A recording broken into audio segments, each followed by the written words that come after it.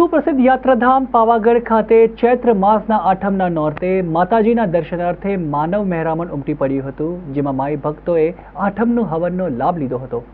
પંચમહાલ જિલ્લાના હાલોલ તાલુકાના સુપ્રસિદ્ધ યાત્રાધામ પાવાગઢ ખાતે મહાકાળી માતાજીના મંદિરે માતાજીના દર્શન માટે દર્શનાર્થીઓ હજારોની સંખ્યામાં માનવ મહેરામણ ઉમટી પડ્યું હતું। જ્યારે ચૈત્રી નવરાત્રી અને આસો નવરાત્રી દરમિયાન દર્શન કરવાનો અનેરો મહિમા રહેલો હોય છે, ત્યારે હાલ ચૈત્રી નવરાત્રી ચાલી રહી છે, ત્યારે પાવાગઢ ખાતે મોટી સંખ્યામાં ભક્તો માતાજીના દર્શનાર્થે આવી રહ્યા છે। મંગળવારને આઠમમાં નોરતેમાં મહાકાળી માતાજી મંદિર ખાતે પરંપરાગત રીતે હવન કરવામાં આવ્યું હતું। આજે મહાકાળી માતાજી મંદિર ટ્રસ્ટના ટ્રસ્ટીઓની ઉપસ્થિતિમાં વિધિ વિધાન પૂજા અર્ચના કરી પૂર્ણાહુતિ આપવામાં આવી હતી।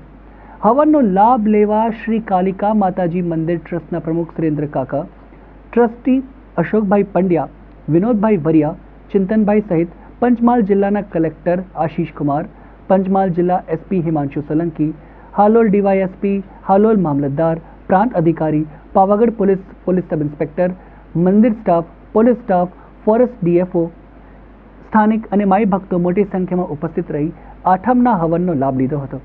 આઠમના રોજ મોટી સંખ્યામાં માઈ ભક્તો ઉમટ્યા હતા।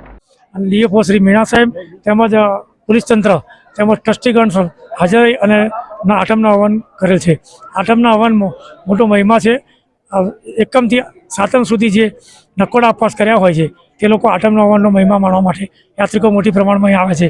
એકમથી આઠમ સુધી ઘણા બધા યાત્રિકોએ માતાજીના મંદિરે આવી અને દર્શન કરી અને નતમસ્તક નમાવેલ છે।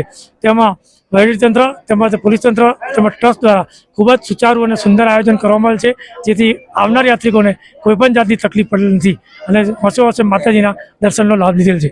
જય માતાજી।